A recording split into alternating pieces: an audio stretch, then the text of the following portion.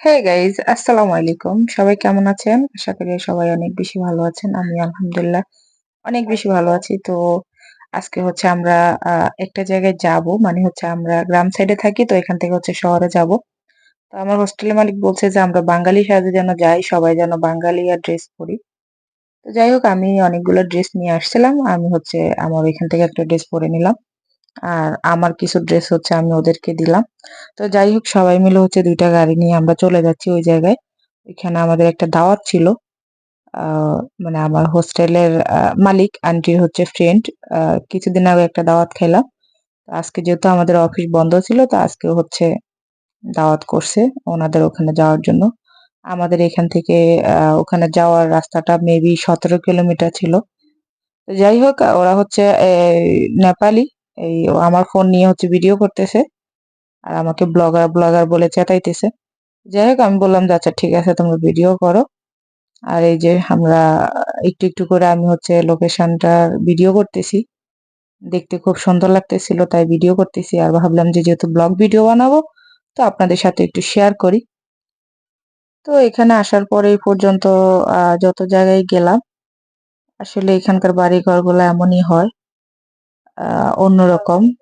দেখতে খুবই সুন্দর লাগে। তো যাই হোক, আমরা হচ্ছে আ ফাইনালি চলে আসছি। আমরা যে জায়গায় আসবো, তো এখানে আমাদের সাথে হচ্ছে আমার হোস্টেলের মালিক হচ্ছে ওদের সাথে পরিচয় করায় দিতেছে কার কি নাম। তো আসলে আন্টিটা খুবই ভালো। উনি হচ্ছে আমাদেরকে নিয়ে যায় এই কারণে যাতে আমাদের আ ভালো লাগে। আর আমাদেরকে হচ্ছে ঘুরে, ঘুরে দেখায় কোথায় কি আছে। তো আমি হচ্ছে দেখতেছি কোথায় কি আছে। দেখলাম যে জায়গাটা খুবই সুন্দর, ওদের বাড়িটা খুবই সুন্দর ছিল। তো আমি হচ্ছে ঘুরে, ঘুরে ভিডিও করতেছি। আর দেখেন আমাদের বাংলাদেশী কুমড়া গাছ, এখানে শসা, শসা না সরি ক্ষীরা। তো আমি থাকতে পারলাম না, ছিঁড়েই ফেলছি খাওয়ার জন্য, যে খাবো। আর এখানে দেখেন বাংলাদেশি সিম গাছ ছিল। আমি হচ্ছে ঘুরে, ঘুরে দেখতেছি। আর এখানে প্রচুর এই যে ছোট্ট একটা মাছের করছিল। এখানে অনেকগুলা মাছ দেখা যাইতেছে। তো আমি হচ্ছে ভিডিও করতেছি। আর শসা সরি ক্ষীরা খাইতেছি। আর এখানে অনেকগুলা মাছ ছিল। আর এই জায়গাটা হচ্ছে ওরা হচ্ছে মাছ ফ্রাই করতেছে, চিকেন ফ্রাই করতেছে, আলু ফ্রাই করতেছে। ছোট্টখাট্টো একটা সুইমিং পুল ছিল ওদের। আর এখানে দেখেন সানরা ডুলতেছে, ডুলতেছে, আমি ভিডিও করতেছি। আসলে ও হচ্ছে খুবই ভালো। আমাদের সাথে খুব ভালোভাবে মিশে গেছে। খুব হাসি খুশি থাকে। আর আমি হচ্ছে ওর সামনে বসছি আর ওর ভিডিও করতেছি। ও শুয়ে, শুয়ে এখানে হাওয়া খাইতেছে এই আরকি। তো যাই হোক, এখানে ওদের বাড়িটা ছিল পাহাড়ের একপাশে। আর এখানে সবাইকে হচ্ছে আ গ্রিন টি দিছিল। তো আমিও হচ্ছে একটু খাইতেছি।